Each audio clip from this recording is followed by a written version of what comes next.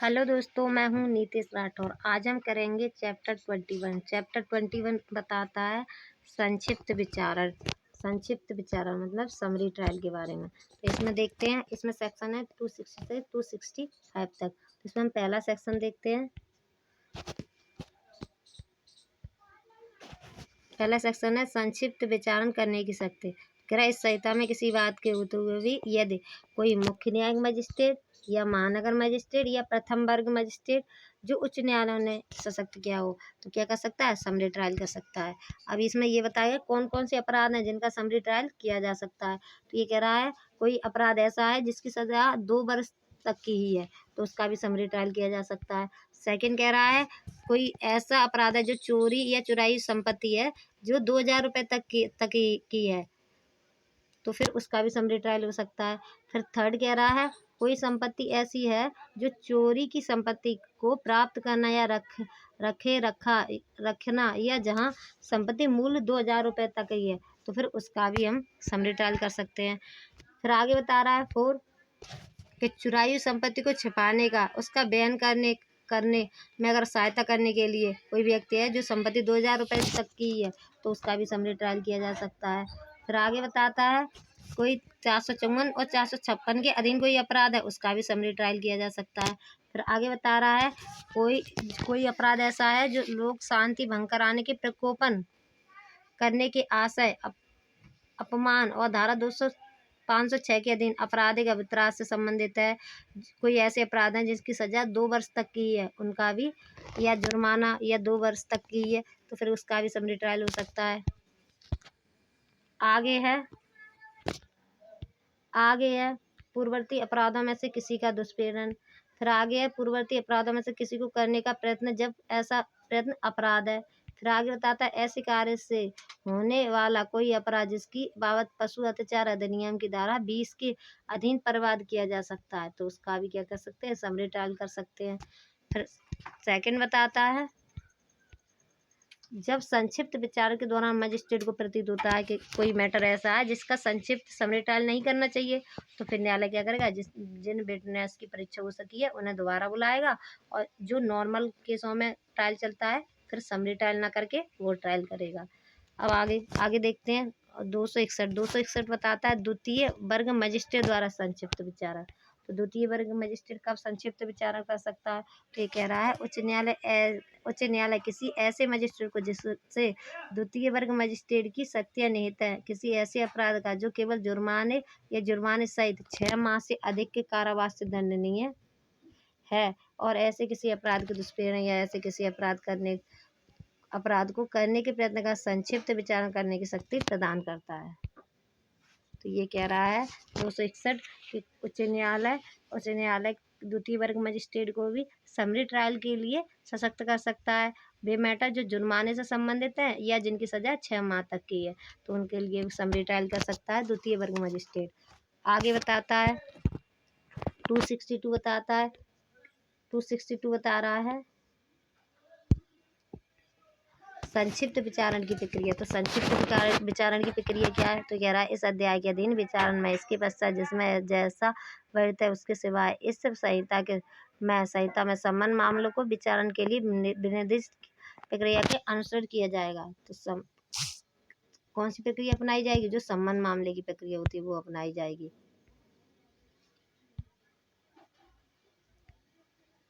फिर इसमें ये कह रहा है सजा कितनी होगी, तो 3 माह से अधिक अवधि की सजा नहीं दी जाएगी। अगर कोई दोष सिद्ध किया जाता है तो उसमें 3 साल तक की सजा दी जाएगी, उससे ज़्यादा नहीं दी जाएगी। 3 महीने की सजा दी जाएगी, उससे ज़्यादा नहीं दी जाएगी समरी ट्रायल में। फिर आ जाता है 263 कहता है संक्षिप्त विचारणों का अभिलेख। तो जो अभिलेख बनेगा उनमें क्या क्या डिटेल लिखी जाएगी, तो ये कह रहा है संक्षिप्त विचारित प्रत्येक मामले में मजिस्ट्रेट ऐसे प्रारूप में जैसा राज्य सरकार निर्दिष्ट करे निम्नलिखित विशिष्ट प्रविष्टि करेगा। मामले जो केस है उसकी संख्या बताएगा, अपराध की तारीख बताएगा, जिस दिन रिपोर्ट या कंप्लेंट की गई थी उसकी तारीख बताएगा, परवादी है जो कंप्लेंट की है उस व्यक्ति का नाम बताएगा, अभियुक्त का नाम, पता, माता पिता का नाम, ये सारी डिटेल बताई जाएंगी। ये बताया गया 263 में। अब 264 बताता है संक्षिप्त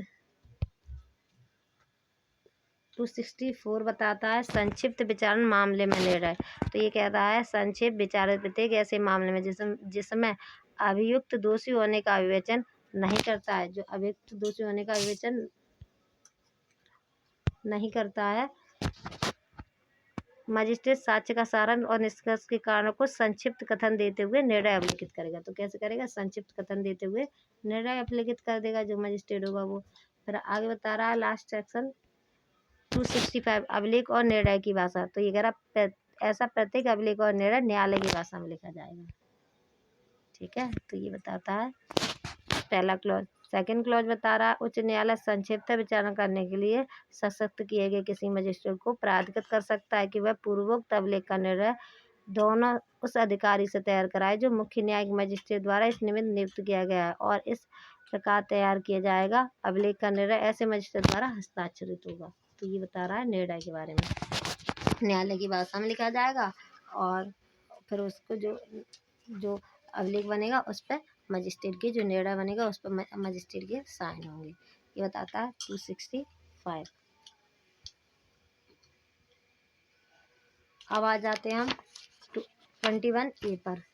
21A बताता है अविवाद सौदेबाजी के बारे में। ये बताता है प्ली बार्गेनिंग के बारे में। तो इसमें ये कहता है पहला सेक्शन कह रहा है 265A अध्याय का लागू होना। तो जो अध्याय है वो कहाँ लागू होंगे उसके बारे में बताता है। तो ये कह रहा है इस अध्याय ऐसे अभियुक्त के संबंध में लागू होंगे जिसके विरुद्ध पहला बता रहा है पुलिस थाने के भारसाध अधिकारी द्वारा धारा 173 के दिन यह अवगत करते हुए रिपोर्ट अग्रेसित की गई है कि जिसके द्वारा ऐसा अपराध से भिन्न कोई अपराध किया गया है जिसके लिए तत्संप्रबद्ध विधि के अधीन मृत्यु या आजीवन कारावास या 7 वर्ष से अधिक की अवधि के कारावास के दंड का उपबंध है।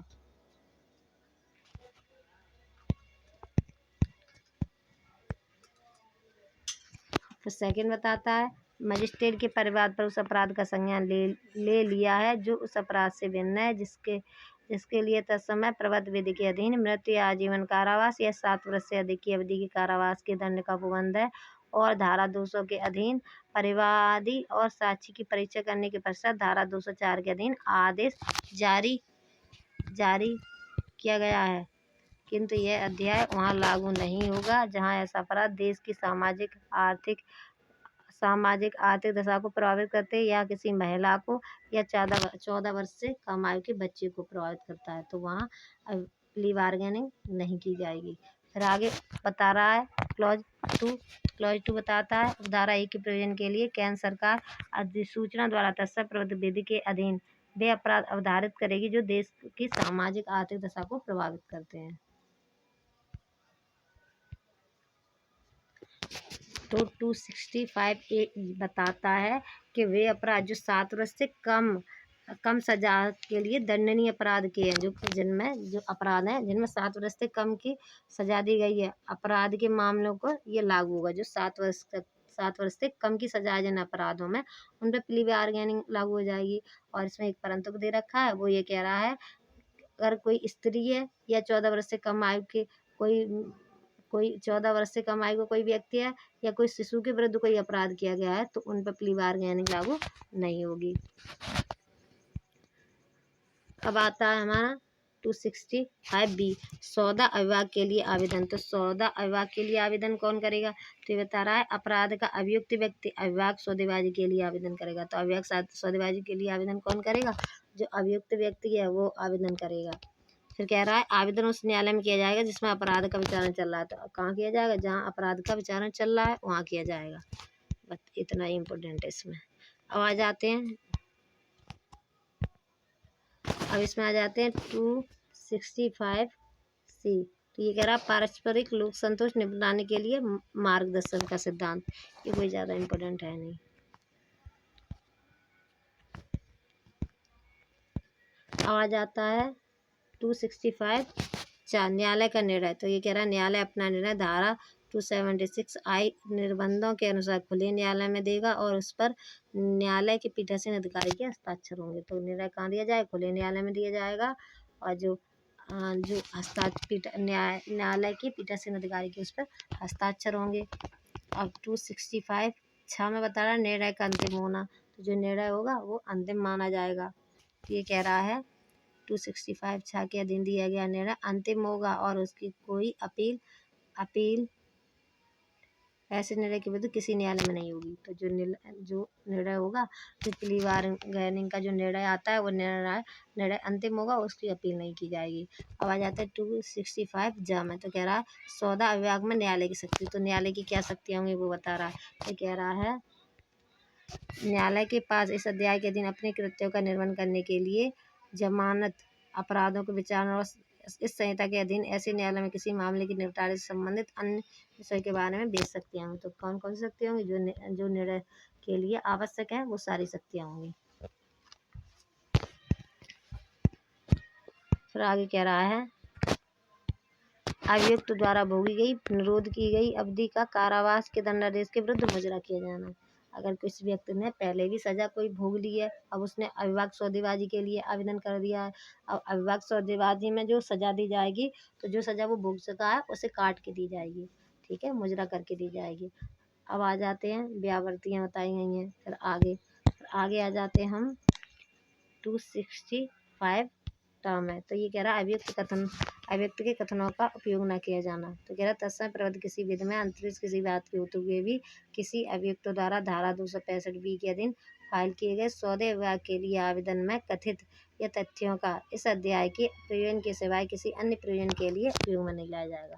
तो जो अविभाज्य सौदेबाजी में जो कथन किए गए हैं, जो अविभाज्य सौदेबाजी में जो कथन किए गए हैं अभियुक्त द्वारा, उन्हें और किसी प्रयोजन के लिए प्रयोग में नहीं लाया जाएगा, केवल अविभाज्य सौदेबाजी के लिए ही प्रयोग में लाया जाएगा। अब आ जाते हैं हम 265 पे अध्याय का लागू न होना। तो ये कह रहा है इस अध्याय की कोई भी बात किशोर न्यायालय अधिनियम 2000 की धारा 2 खंड में यथा परिभाषित किसी किशोर बालक पर लागू नहीं होगा। तो सीधी सीधी बात है, जो किशोर अधिनियम है उस पर लागू नहीं होगा। अब आ जाते हैं हम चैप्टर 22 बताता है कारागार में परिरुद्ध या निरुद्ध व्यक्तियों की हाजिरी। जो जेल में व्यक्ति हैं उन परिरुद्ध या निरुद्ध व्यक्तियों की हाजिरी के बारे में बताया गया है। तो परिभाषा 266 में दे रखी है। 266 कह रहा है इस अध्याय में तो परिरुद्ध कौन है? तो निरुद्ध के बारे में बता रहा। तो निरुद्ध के अंतर्गत निवारक निरोध के लिए बंद करने वाली किसी विधि के अधीन निरुद्ध। तो जो निवारक निरोध विधि है उसके अंतर्गत कोई व्यक्ति निरुद्ध किया गया है वो व्यक्ति आएगा।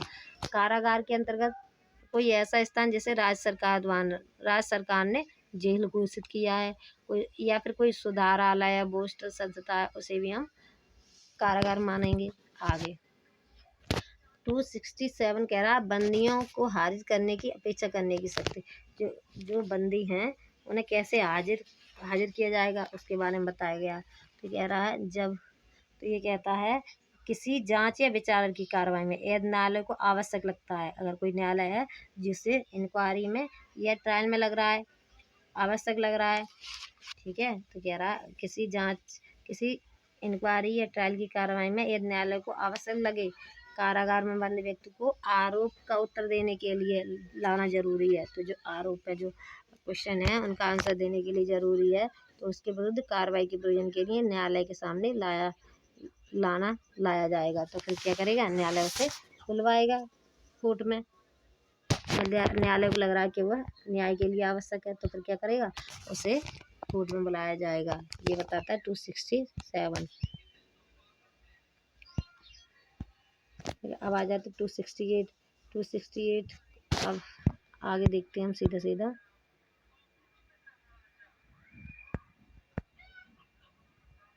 269 कारागार के भारसाधक अधिकारी के कतिपय अक्षमताओं में आदेश का कार्यान्वयन न किया जाना। तो ये बताता है 269 कह रहा है अगर न्यायालय ने कह दिया कि किसी व्यक्ति को, जहाँ वह व्यक्ति जिसके बारे में धारा 267 में अधीन कोई आदेश दिया है न्यायालय ने उपस्थिति के लिए, और अगर वो व्यक्ति बीमार है, अंग शिथिल के कारण न्यायालय से हटाए जाने योग्य नहीं है, या विचारण के लिए सुपुर्द के अधीन विचारण से लंबित रहने के लिए, प्रारंभिक अन्वेषण तक के लिए, प्रतिपेशन के लिए, अथवा इतनी अवधि के अभिरक्षा में जितने आदेश का अनुपालन करने के लिए, और इस कारागार में जिसमें वह परिरुद्ध या निरुद्ध उसमें वापस लेना आने के लिए अपेक्षित समय को समाप्त होने के पूर्व समाप्त होती है, अथवा ऐसा व्यक्ति जिसे धारा 268 की राज्य सरकार द्वारा राज्य सरकार द्वारा दिया गया कोई आदेश लागू होता है, वहाँ कारागार का पार्षद अधिकारी न्यायालय के आदेश को कार्यान्वित नहीं करेगा और ऐसा न करने के कारणों को विवरण न्यायालय को भेजेगा। तो ये कह रहा है कब न्यायालय में नहीं ला सकता, अगर न्यायालय ने ऑर्डर दिया है कि किसी व्यक्ति को न्यायालय में उपस्थित करो, कब न्यायालय में नहीं ले जाया जाएगा। तो ये कह रहा है अगर कोई व्यक्ति है जो जेल में रह रहा है, वो क्या है, बीमार है या कोई अंग शैथिल्य है या कोई अंग शैथिल्य है या कोई ऐसा है जिसे राज्य सरकार ने कह दिया है कि इसे लेके मन जाओ, मतलब बाहर मन निकालो, तो फिर क्या करेगा, पुलिस अधिकारी उसे न्यायालय में उपस्थित नहीं कराएगा, और क्यों नहीं करा रहा उसके लिए न्यायालय को बताएगा, कारण बताएगा। फिर आगे इसमें परंतु दे रखा है, परंतु कह रहा, परंतु जहाँ ऐसे व्यक्ति से किसी ऐसे स्थान पर जो कारागार में 25 किलोमीटर से अधिक दूर नहीं है, साक्ष्य लेने के लिए हाजिर होने की अपेक्षा की जाती है, वहाँ कारागार का पार्षद अधिकारी के ऐसा न करने का उपखंड बी में वर्णित नहीं होगा। तो अगर कोई ऐसा है जहाँ 25 किलोमीटर के अंतर्गत ही वो है, कोर्ट है, तो फिर वहाँ ले जाना पड़ेगा। ठीक है, अब आ जाते हैं 270 कह रहा है, 270 कह रहा है बंदी का न्यायालय में अभिरक्षा में लाया जाना। तो कोई बंदी व्यक्ति है उसे न्यायालय की अभिरक्षा में लाया जाएगा, ये बताता है। फिर आगे आ जाते हैं 271 कह रहा है कारागार में साक्षी की परीक्षा के लिए कमीशन जारी कर नहीं सकते। अब कोई व्यक्ति जो कारागार में उसे न्यायालय में नहीं लाया जा सकता, तो न्यायालय क्या करेगा, उसकी परीक्षा करने के लिए एक कमीशन निकाल देगा जो उसकी परीक्षा करेगा, परीक्षा करके उसकी सारी डिटेल एग्जामिनेशन करके उसकी सारी डिटेल कोर्ट को भेजेगा, उसके बारे में बताता है 271। अब आ जाते हैं 223, अब आ जाते हैं अध्याय चैप्टर 23 बताता है जांच और विचारणा में साक्ष्य। तो ये बताता है इंक्वायरी और ट्रायल में जो एविडेंस है उसके बारे में बताता है। तो ये है सेक्शन 272 से 299 तक। तो इसमें बताता है पहला सेक्शन है 272 न्यायालय की भाषा। तो ये कह रहा है न्यायालय की भाषा कौन सी होगी, तो ये कह रहा है जिस राज्य में, तो कह रहा है राज्य सरकार यह निर्धारित कर सकती है कि इस संहिता के प्रयोजन के लिए राज्य के अंदर उच्च न्यायालय से भिन्न प्रत्येक न्यायालय की कौन सी भाषा होगी जो राज्य सरकार बताए। उच्च न्यायालय से भिन्न कोई न्यायालय है उसकी जो लैंग्वेज होगी वो राज्य सरकार डिसाइड कर सकती है। और आगे 273 बताता है, 273 बता रहा है साक्ष्य अभियुक्त की उपस्थिति में लिया जाएगा। तो ये बताता है जो साक्ष्य है कब लिया जाएगा, अभियुक्त की उपस्थिति में ही लिया जाएगा। तो कह रहा है अभिव्यक्त रूप से जैसा उपबंधित है उसके सिवाय विचार या अन्य कार्रवाई के अनुक्रम में लिया गया सब साक्ष्य अभियुक्त की उपस्थिति में या जब उसे व्यक्ति हाजिरी से मुक्ति कर दिया गया है तब उसके प्लीडर की उपस्थिति में। तो हमेशा साक्ष्य कैसे लिया जाएगा, अभियुक्त की उपस्थिति में लिया जाएगा। अगर अभियुक्त उपस्थित नहीं है तो फिर प्लीडर की उपस्थिति में लिया जाएगा, ये कह रहा है। तो कह रहा है साक्ष्य अभियुक्त की उपस्थिति में लिया जाएगा, ये दूसरे उपस्थिति से छूट मिली है तो उसके जो एडवोकेट होगा उसकी उपस्थिति में लिया जाएगा। पर इसमें एक परंतु दे रखा है, परंतु ये कह रहा है 18 वर्ष से कम आयु की स्त्री से जो बलात्कार के मामले में कोई अभियुक्त की अनुपस्थिति में साक्ष्य लिया जाएगा। तो तब कैसे लिया जाएगा, अभियुक्त की अनुपस्थिति में लिया जाएगा क्योंकि वो बलात्कार से संबंधित कोई केस है उसमें। फिर आगे बता रहा है धारा 299 और धारा 317 अभियुक्त की अनुपस्थिति में साक्ष्य लिया जाएगा। अब आगे आ जाते हैं 354 कह रहा है सम्मन मामलों और जांचों का अभिलेख। सम्मन मामलों और जांचों में अभिलेख, जो सम्मन मामले हैं और जांचों में अभिलेख के बारे में बताता है 274। तो 274 बता रहा है मजिस्ट्रेट के समक्ष विचारित सभी सम्मन मामले जैसे साक्षी की परीक्षा होती जाती है वैसे वैसे साक्षी के सारांश का ज्ञापन न्यायालय की भाषा में तैयार किया जाएगा। तो कैसे किया जाएगा, जैसे जैसे साक्षियों की परीक्षा होती जाएगी वैसे वैसे वो न्यायालय अपना ज्ञापन तैयार करता रहेगा, न्यायालय की भाषा में तैयार किया जाएगा। उस पर मजिस्ट्रेट के हस्ताक्षर किए जाएंगे। तो उस पर क्या करेंगे, फिर उस पर जो होंगे जो अभिलेख बनेगा उस पर न्यायालय के हस्ताक्षर हो जाएंगे। बस ये बताता है। 254 बताता है सम्मन मामलों और जांचों में अभिलेख। ठीक है, तो ये कह रहा है मजिस्ट्रेट के समक्ष विचारित सभी संबंध मामले जैसे जैसे साक्ष्यों की परीक्षा की जाएगी वैसे वैसे साक्ष्य का सारांश न्यायालय की भाषा में लिख लिया जाएगा और न्यायालय द्वारा हस्ताक्षर कर दिया जाएगा। ये बताता है 274। अब आ जाते हैं 275। 275 बताता है वारंट मामलों में अभिलेख। अब समन मामले में बता दिया 274 पे और 275 में बता रहा है वारंट मामलों में अभिलेख। तो ये कह रहा है वारंट मामलों में अभिलेख वृत्तांक या प्रश्नोत्तर के रूप में लिखा जाएगा। कैसे लिखा जाएगा? प्रश्नोत्तर के रूप में अभिलेख लिखा जाएगा।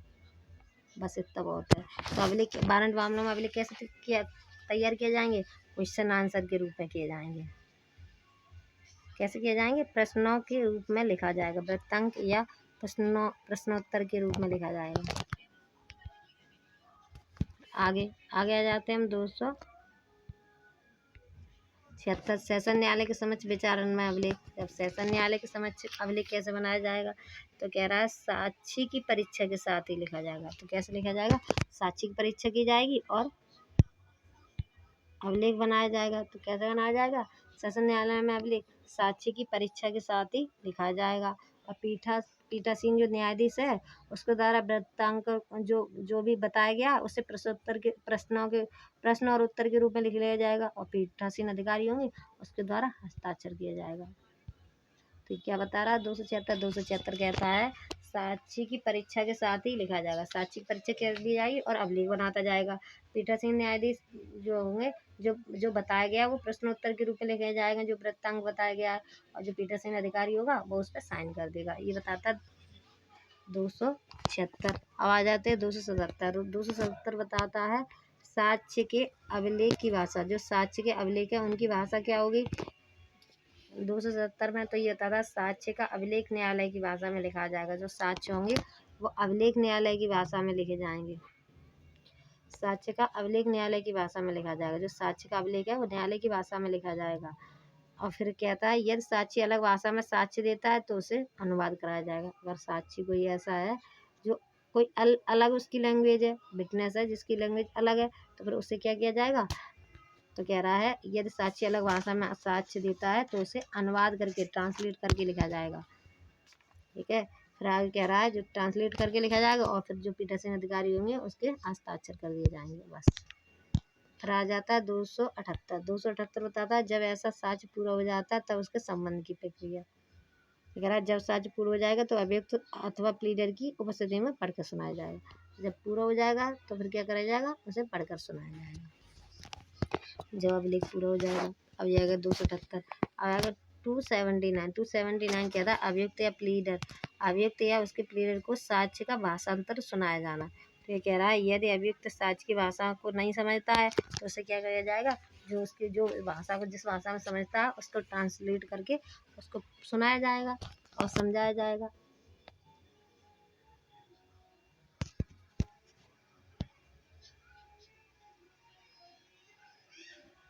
अब आ जाते हैं हम 280। 280 कह रहा है साक्ष्य की भावभंगिमा पर टिप्पणी। भावभंगिमा के बारे में टिप्पणी है। तो ये कह रहा है साक्ष्य की परीक्षा किए जाते समय मजिस्ट्रेट उसकी भावभंगिमा के बारे में टिप्पणियां भी अभिलिखित करेगा। तो क्या करेगा? टिप्पणियां भी लिख सकता है भावभंगिमा के बारे में मजिस्ट्रेट। ठीक है, अब आ जाता है 281। 281 कह रहा है अभियुक्त की परीक्षा का अभिलेख। जो अभियुक्त व्यक्ति है उसकी परीक्षा का अभिलेख कैसे बनाया जाएगा? तो ये कह रहा है जब कभी अभियुक्त की परीक्षा किसी महानगर मजिस्ट्रेट द्वारा की जाती है तो वह मजिस्ट्रेट अभियुक्त की परीक्षा के सारांश का ज्ञापन न्यायालय की भाषा में तैयार करेगा। तो कैसे करेगा? न्यायालय की भाषा में तैयार करेगा और ऐसे ज्ञापन पर मजिस्ट्रेट हस्ताक्षर करेगा और जो अभिलेख का भाग होगा। सेकंड कह रहा है सेकंड कह रहा है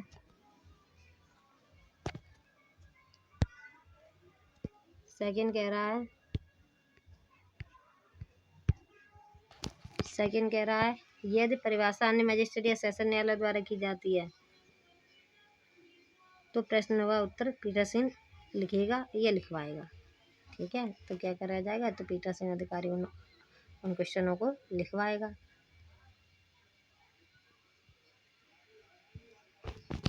अब आगे 282 बता रहा है ट्रांसलेशन के बारे में। तो ये बताता है दूरभाषीय ट्रांसलेटर ठीक भाषांतर करने के लिए आबद्ध होगा। तो जो ठीक किससे, तो ये कह रहा है जो दुभाषी होगा वो क्या करेगा, ठीक जो भाषा होगी उसमें वो ट्रांसलेट कर देगा, ये बताता है। तो कह रहा दुभाषी उचित भाषांतर अनुवाद करने के लिए बाध्य होगा। तो क्या करेगा, उचित अनुवाद करेगा। अब आ रहा है हमारा 284 बताता है कब साक्षियों को हाजिर होने से अनुमति दी जाएगी और कमीशन जारी किया जाएगा। ये काफ़ी इम्पोर्टेंट सेक्शन है। 284 बताता है यदि न्यायालय के उद्देश्यों की पूर्ति हेतु परीक्षा आवश्यक है। अगर न्यायालय को लग रहा है कि परीक्षा आवश्यक है, और यदि और जो व्यक्ति हैं वो कौन है, राष्ट्रपति हैं, राष्ट्रपति, राज्यपाल, संघ राज्य क्षेत्र के प्रशासन अधिकारी हैं आदि की परीक्षा साक्षी के रूप में की जाती है, तब कमीशन जारी किया जाएगा। तो उन पर क्या करा जाएगा, न्यायालय क्या करेगा, विटनेस के रूप में इनकी परीक्षा करनी है, तो फिर न्यायालय क्या करेगा, इनके लिए कमीशन जारी कर देगा। और कमीशन के खर्चे अभियोजन द्वारा लिए जाएंगे। जो कमीशन के खर्चे हैं वो कौन देगा, अभियोजक देगा।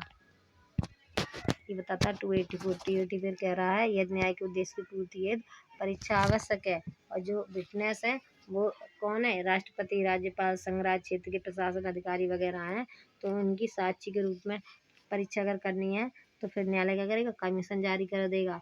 और फिर आगे बताता है जो कमीशन जारी होगा उसका खर्चा कौन देगा, अभियोजक द्वारा दिया जाएगा। तो ये बताता है। अब आ जाते हैं 285 बता रहा है कमीशन किसको जारी किया जाएगा। 285 बता रहा है कमीशन किसको जारी किया जाएगा। तो ये कह रहा है कमीशन किसे जारी किया जाए, तो कह रहा है पहला कह रहा है महानगर मजिस्ट्रेट या मुख्य न्यायिक मजिस्ट्रेट जिसकी स्थानीय अधिकारिता में साक्षी मिल सकता है। तो साक्षी जहाँ मिलेगा तो वहाँ किया जाएगा, वहाँ के लिए कमीशन जारी किया जाएगा। अगर कोई महानगर मजिस्ट्रेट या मुख्य न्यायिक मजिस्ट्रेट की स्थानीय अधिकारिता के अंदर कोई विटनेस है तो उसके लिए क्या किया जाएगा, उसी के लिए कमीशन निकाल दिया जाएगा।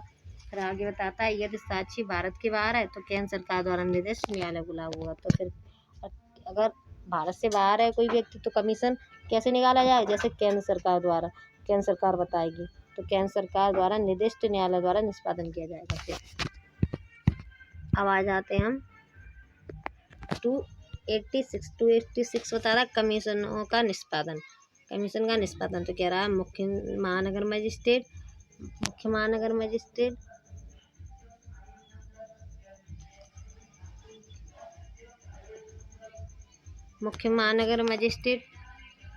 या महानगर मजिस्ट्रेट जिसकी स्थानीय अधिकारिता में साक्षी मिल सकता है।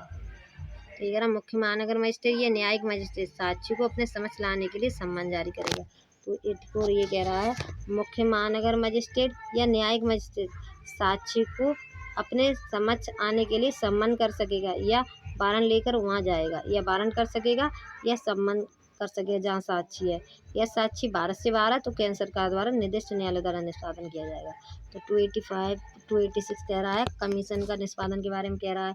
तो ये कह रहा है मुख्य महानगर मजिस्ट्रेट या न्यायिक मजिस्ट्रेट जहाँ साक्षी, अगर उसे लग रहा है कि कोई साक्षी है तो फिर क्या करेगा, वहाँ सम्मन भेज देगा। अगर उसे लग रहा है वारंट भेजना चाहिए तो उसे वारंट भेज देगा, ठीक है। और यदि साक्षी भारत से बाहर है तो केंद्र सरकार द्वारा निर्दिष्ट न्यायालय द्वारा निष्पादन किया जाएगा कमीशन का।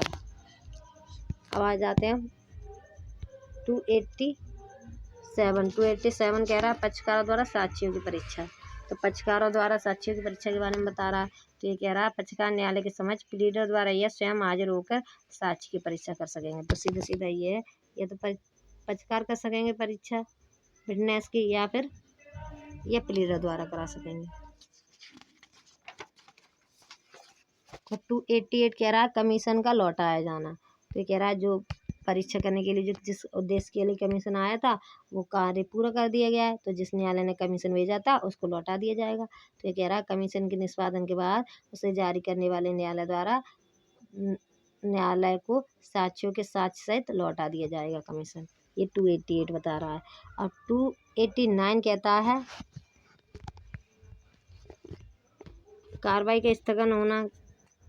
289 अब फिर बताता है 290 में विदेशी कमीशनों का निष्पादन। फिर आता है 291 है चिकित्सीय साक्षी का अभिसाक्ष्य। ये इम्पोर्टेंट है, जो चिकित्सीय साक्षी हैं उनके अभिसाक्ष्य के बारे में बता रहा है। ये कहता है 291 अभियुक्त की उपस्थिति में मजिस्ट्रेट द्वारा लिया गया और अनुप्रमाणित किया गया इस अध्याय के अधीन कमीशन पर लिया गया सिविल सजा या अन्य चिकित्सीय साक्ष्य का विसार्य संहिता के अधीन किसी जांच विचार या अन्य कार्रवाई में साक्ष्य में लिया जा सकेगा यद्यपि अभिसाक्षी को साक्षी के तौर पर नहीं बुलाया गया है। तो पहला क्लॉज ये कह रहा है 291 किसी चिकित्सक का साक्ष्य जो अभियुक्त की उपस्थिति में कमीशन पर लिया गया है वह साक्ष्य में दिया जा सकेगा। तो फिर क्या करेंगे, तो कमीशन ने अगर कोई चिकित्सक का जो साक्ष्य लिया है उसे साक्ष्य में यूज किया जा सकेगा, न्यायालय साक्ष्य के तौर पर उसकी परीक्षा भी कर सकेगा। ठीक है, फिर आ जाता है शिनाख्त परेड के बारे में 291 ए, ये बताता है मजिस्ट्रेट की शिनाख्त की रिपोर्ट, तो ये इसमें बताता है शिनाख्त के बारे में। ठीक है, अब आ जाता है 292, ये भी काफ़ी इम्पोर्टेंट है। ये बताता है टकसाल के अधिकारियों का साक्ष्य, जो टकसाल वगैरह हैं उनके अधिकारियों के साक्ष्य के बारे में। तो कह रहा है कोई दस्तावेज जो यथास्थिति किसी टकसाल या नोट छपाई मुद्रांकन के या सिक्योरिटी प्रिंटिंग प्रेस के जिसके अंतर्गत स्टाम्प और लेखन सामग्री नियंत्रण का कार्यालय भी है या न्याय संबंधी विभाग या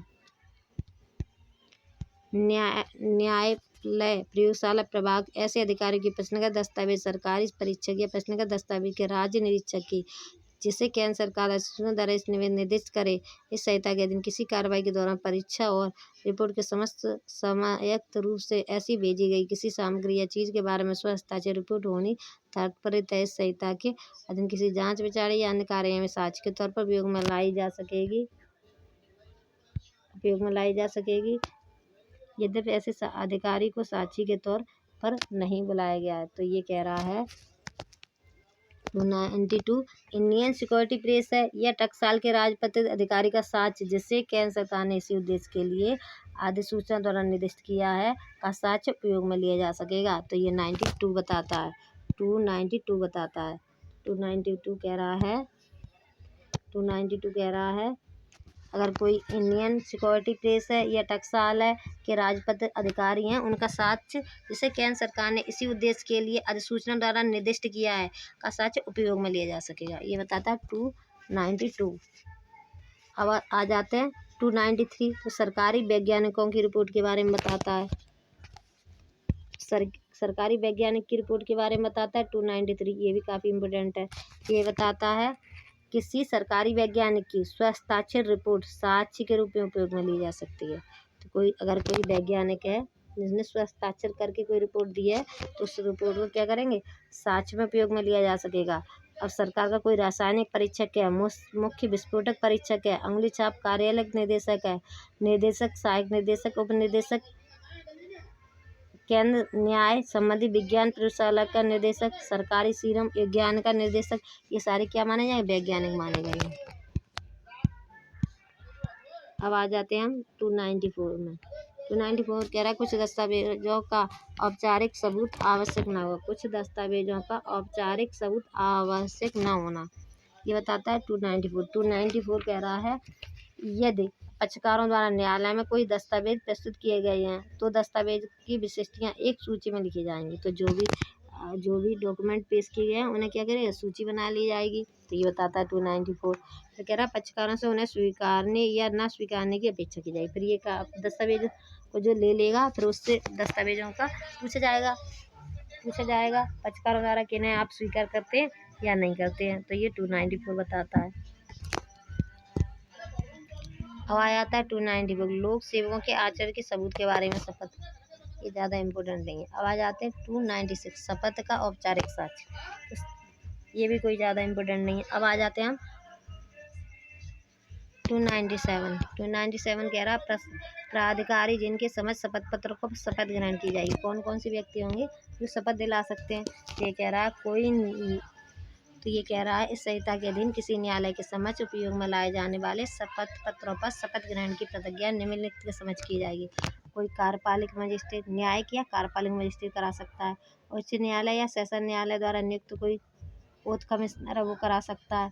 कोई नोटरी अधिनियम के द्वारा कोई नियुक्त किया गया है वो करा सकता है, वो दिलवा सकता है शपथ। ठीक है, तो ये बता दिए कौन कौन शपथ दिला सकता है।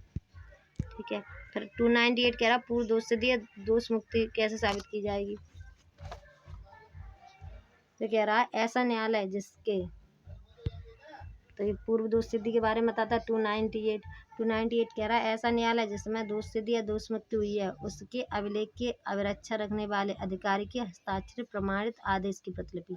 तो जिस कोर्ट ने पहले उसे दोष मुक्ति या दोष सिद्ध किया था उसके हस्ताक्षर सहित कोई अभिलेख होगा, कोई रिपोर्ट होगी, उसे पेश करके उसकी पूर्व दोष सिद्धि साबित की जा सकती है। और कह रहा है फिर आगे कह रहा है दोष सिद्धि की दशा में जेल के भारसाध अधिकारी के द्वारा हस्ताक्षरित कोई प्रति है उसे भी पेश करके हम उसे भी दोष सिद्धि साबित कर सकते हैं। तो ये कह रहा है 298 ऐसा न्यायालय जिसने दोष सिद्धि या दोष मुक्ति हुई थी, जिसने दोष मुक्ति या दोष सिद्धि की थी उसके अभिलेख की अभिरक्षा रखने वाले अधिकारी से क्या करेंगे, हस्ताक्षर सहित एक प्रतिलिपि ले लेंगे, तो उससे साबित कर सकते हैं पूर्व दोष सिद्धि।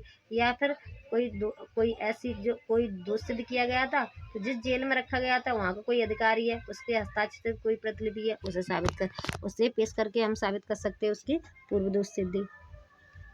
अब आ जाता है 299 कह रहा है अभियुक्त की अनुपस्थिति में साक्ष्य का अभिलेख। 299 तो ये 299 कह रहा है यदि अभियुक्त उपस्थित ना हो तो साक्ष्य का अभिलेख।